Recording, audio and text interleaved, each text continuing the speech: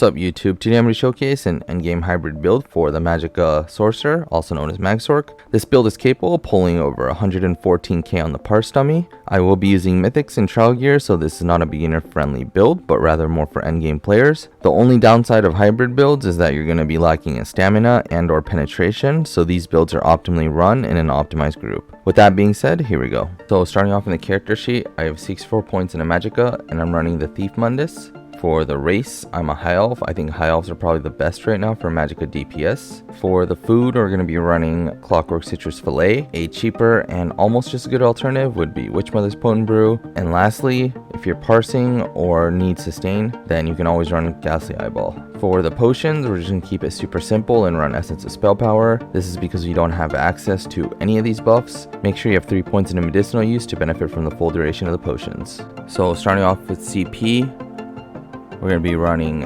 Exploiter, Master at Arms, Deadly Aim, and Wrathful Strikes.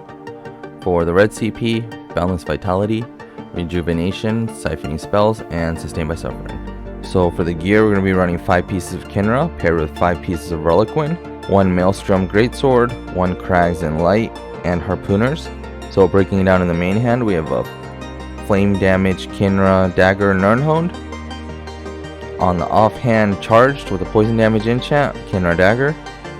On the back bar, infused with a weapon damage enchant, Maelstrom Perfected Greatsword. For the head, we have 1 piece Light Crags in Divines with Max Mag enchant. For the chest, shoulders, waist, hands, and feet, 5 pieces of Reliquin, all in Divines with Max Mag enchant. For the pants, we have 1 piece Harpooners, Divines with a Max Mag enchant. For the jewelry, we have 3 pieces of Kinra jewelry, all traded in Bloodthirsty with spell damage enchants. So for skills, we're going to be running Daedric Prey, Crystal Fragments, Bound Armaments, Volatile Familiar, Twilight Tormentor, and Greater Storm Atronach. On the back bar, Stampede, Carve, Barbed Trap, Volatile Familiar, Twilight Tormentor, and Overload. In content, you can swap out Overload for Greater Storm Atronach and front bar Flawless Dawnbreaker. So for the rotation, we're going to be running a dynamic rotation, meaning we're going to keep up skills when they expire and refresh them in a priority order. So your top priority would be Carve, Stampede, Daedric Prey, 4 stacked Bound Armaments, Barbed Trap, Volatile Familiar, and then when you don't have anything else to cast, just use Crystal Fragments. Whenever you have your ultimate ready, you can use that as soon as possible. And another thing is, I suggest doing 3 light attacks before your Bound Armaments, so 3 skills casted before.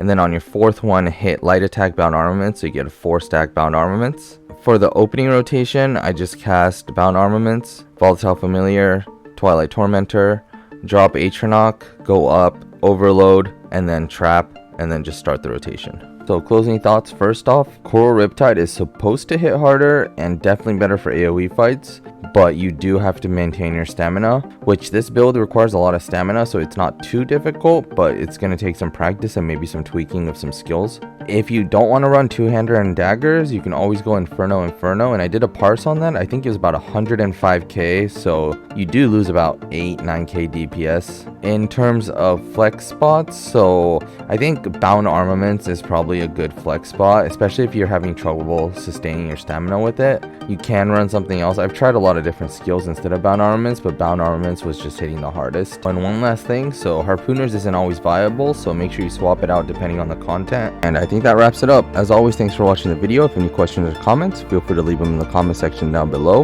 We also do have a Discord, so if you want to ask your questions there, come join our Discord. There's also a Discord for PlayStation players if you want to join a community Discord. Link will be right below my personal Discord. And as per usual, there'll be a parse and outfit section right after this. And thanks for watching, and see you in the next one.